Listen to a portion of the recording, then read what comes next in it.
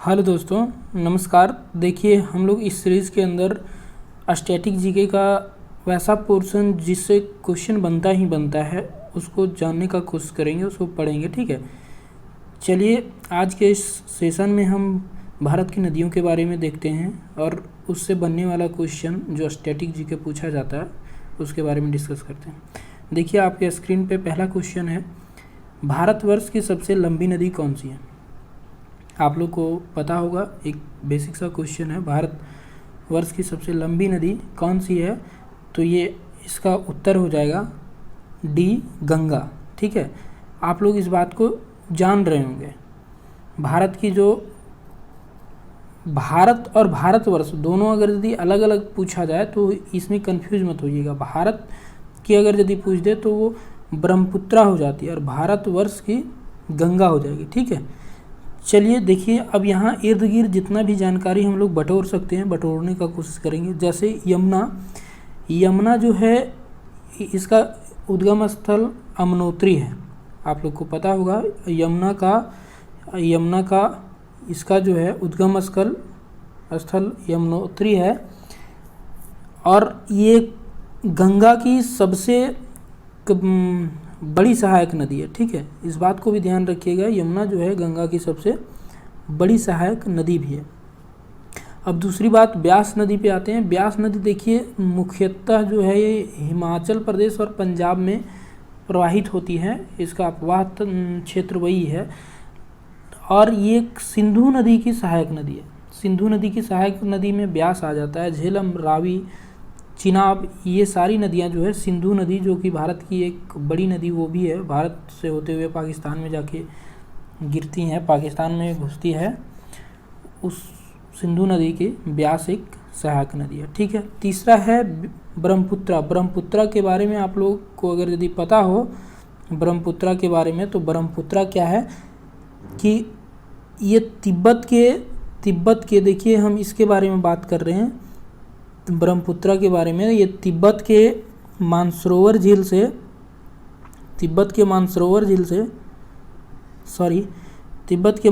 झील से निकलकर और इधर से भारत में प्रवेश करती है अरुणाचल प्रदेश से होते हुए। ठीक है, अरुणाचल से प्रदेश से होते हुए ये तिब्बत में सांगपो नाम से जानी जाती है, जबकि भारत में आके ब्रह्मपुत्रा इसका नाम पड़ता है और फिर जब ये बांग्लादेश में पहुंचती है तो जमुना के नाम से जानी जाती है। ये तीनों नाम बहुत इंपॉर्टेंट है।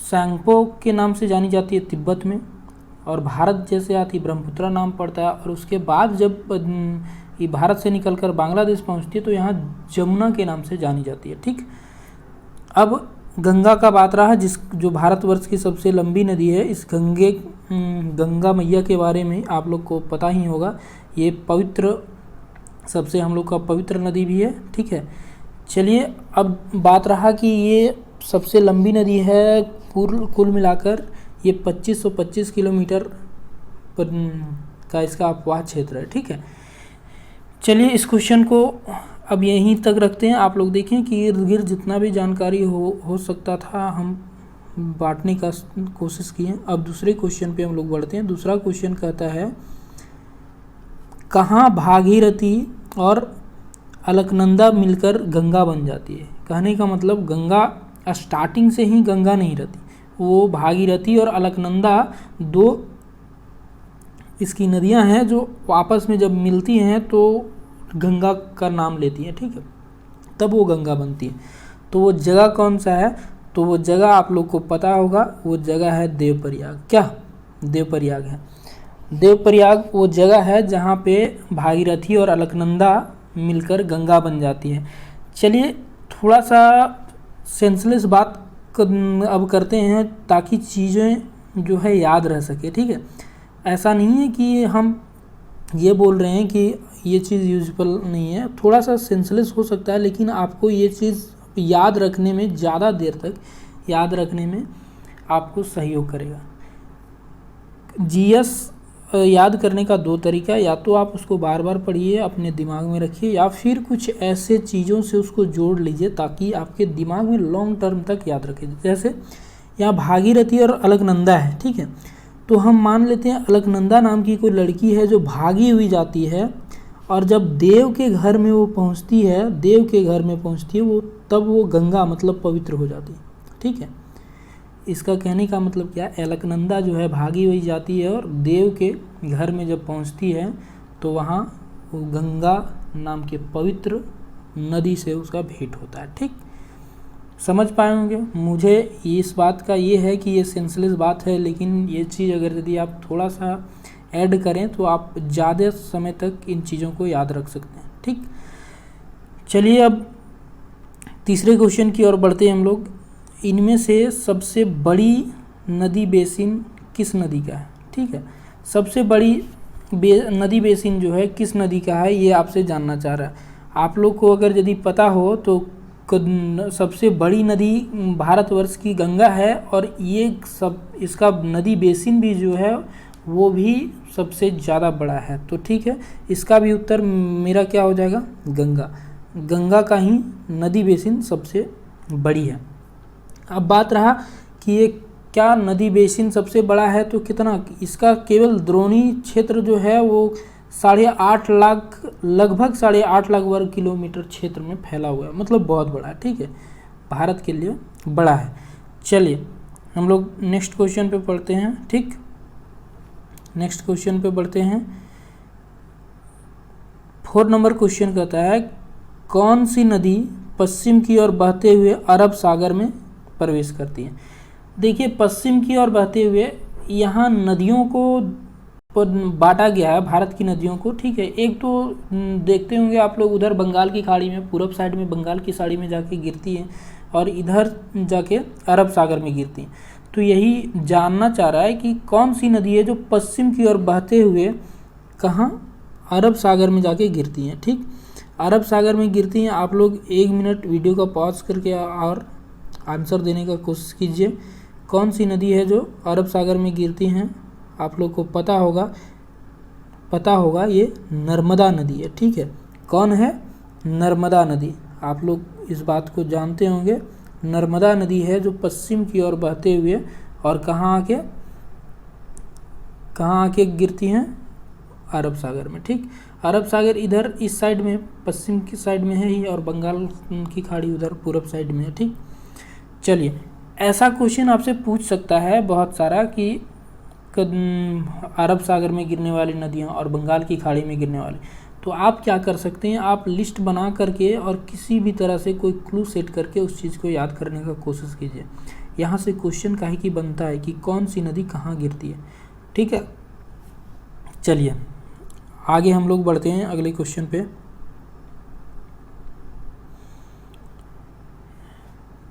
देखिए 5वां नंबर क्वेश्चन कहता है, निम्नलिखित में से किस नदी का उद्गम स्थल भारतीय क्षेत्र में नहीं है? अब इस क्वेश्चन को समझिए थोड़ा। निम्नलिखित में से किस नदी का उद्गम स्थल भारतीय क्षेत्र में नहीं है?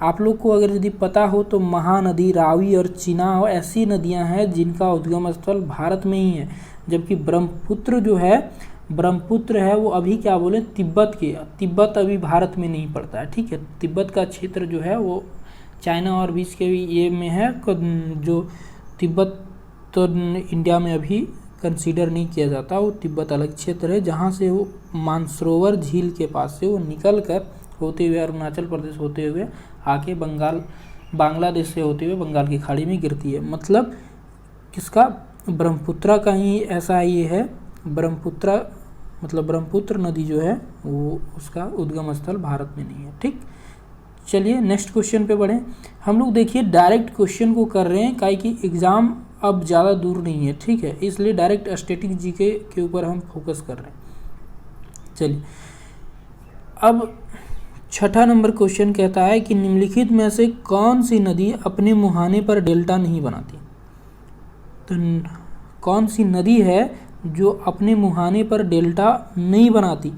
अब देखिए डेल्टा वो चीज़ होता है ना, जब नदियाँ बहती है तो अपने साथ अवसाद ढेर सारा मिट्टी का धूल अंश जितना भी एक कूड़ा वगैरह है जो ढोते हुए लेके जाती है, वो एक जगह पे जाके अपने मुहाने पे जहाँ गिरने वाली रहती है वहाँ जाके छोड़ती हैं उससे पहले, तो वो डेल्टा बना देता है। ठीक है, तो वही चीज़ बोल रहा है कि कौन जो है सो नहीं बनाता है। ठीक, कौन जो है वो डेल्टा नहीं बनाता है। तो इसमें ताप्ती वो नदी है जो डेल्टा नहीं बनाती। काहे कि ताप्ती जो है ना, ताप्ती चट्टानों से होते हुए सारा इसका अपवाह क्षेत्र है जो चट्टानों से होकर गुजरता है। तो चट्टानों में इसको ज़्यादा गंदगी मिलता नहीं है, ऐसा चीज़ अवसाद उतना होता नहीं जो ये ढो के ले जाए और मुहाने पे छोड़े। ठीक है, इसलिए ताप्ती अपने मुहाने पे डेल्टा नहीं बनाती।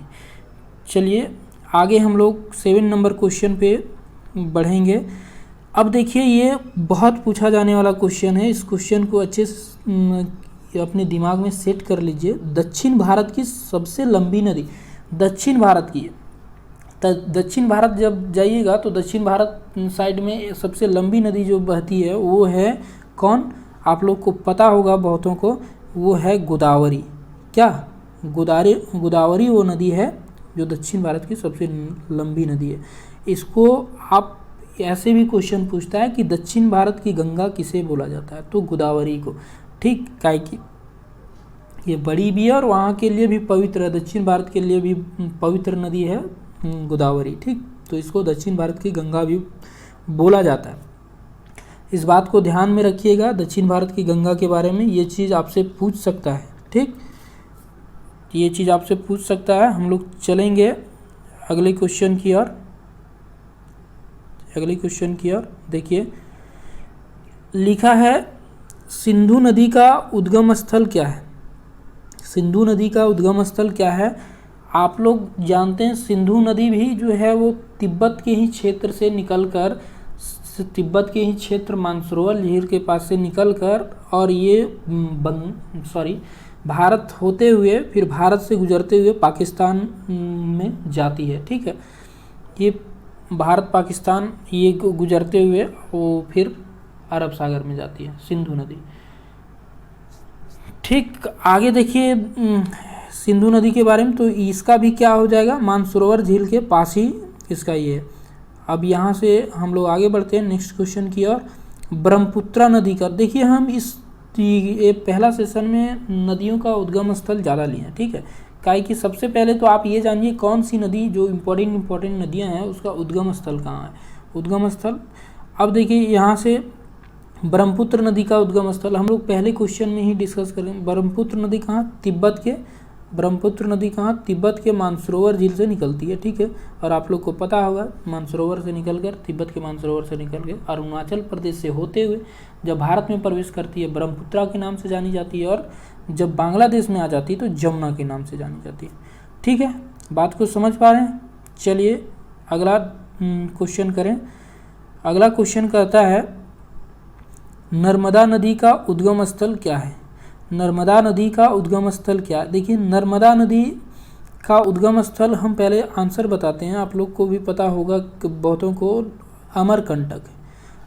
ठीक है, नर्मदा नदी का उद्गम स्थल अमरकंटक है। बहुत बार ये क्वेश्चन पूछा गया है, नर्मदा नदी का उद्गम स्थल। अब ऐसे इसको याद कैसे किया जाए, थोड़ा सा सेंसलेस बात इसमें भी करते हैं। नर और मादा दोनों का बात आता है। नर और मादा जब दोनों एक ये में हैं तो नर और मादा दोनों, तो आपके दिमाग में एक छवि आता होगा शंकर भगवान का। शंकर भगवान नर, उन्हीं का ऐसा जो है प्रतिमा ऐसा है जिनमें दोनों नर और मादा, मतलब शंकर भगवान और पार्वती जी दोनों रहते हैं। ठीक है, तो वो दोनों, शंकर भगवान का बात आया तो शंकर भगवान अमर हैं, अमर से हो गया अमरकंटक। ठीक है, ये मैं ये नहीं बोलता कि ये चीज़ें आपके मुझे कि इस तरह से याद है, तो मैं समझता हूँ कि आप भी इस चीज़ को अगर यदि थोड़ा थोड़ा ऐड करें कोई क्वेश्चन में जो रेगुलर पूछा जाता है और भूलने का चांस रहता है, ऐसे अब जब नेक्स्ट टाइम इसको पढ़िएगा तो नर्मदा में आपको नर और मादा डायरेक्टली, और नर और मादा से सीधे शंकर भगवान पे चल जाइएगा और शंकर भगवान अमर हैं इस बात पे आ जाइएगा और बोलिएगा कि अमरकंटक इसका उत्तर होगा। चलिए आज के लिए इतना ही रखते हैं। अगर यदि ये चीज़ जो मैंने पढ़ाया आप लोग के साथ बांटा है वो चीज़ समझ में आया तो आप बिल्कुल इस वीडियो को दूसरों के साथ शेयर कीजिए और चैनल सब्सक्राइब कीजिए। और देखिए, अगर यदि ये चीज़ अच्छा लगा तो आप मुझे कमेंट बॉक्स में बताइए कि हाँ ये चीज़ अच्छा है, इसको जारी रखिए, तभी हम इस चीज़ को जारी रखेंगे। मेरा तो वैसे जो ये है वो मैथ का है, बट हम आप लोग के लिए कि आप लोग को थोड़ा सा हेल्प हो जाए, इसके लिए हम ये चीज़ का शुरुआत किए हैं। और हम चीज़ों को जहाँ तक समझते हैं वहाँ तक आपको समझाने का कोशिश करते हैं, ठीक है। स्टैटिक जीके का नदी ऐसा चीज़ है, भारत की नदियाँ जहाँ से क्वेश्चन बनता ही बनता है, तो क्यों ना इसको हम पढ़ लें। और देखिए, ये पहला वीडियो था, पहला वीडियो में बेसिक छोटा क्वेश्चन लिए हैं, और इससे जो भी रिलेटेड क्वेश्चन होगा आप लोग बोलिएगा तो हम ज़रूर अगले पार्ट में लाएंगे, ठीक है। चलिए, आज के लिए इतना ही, धन्यवाद। और आप अपना ख्याल रखिए, अपनों का ख्याल रखिए। चलिए।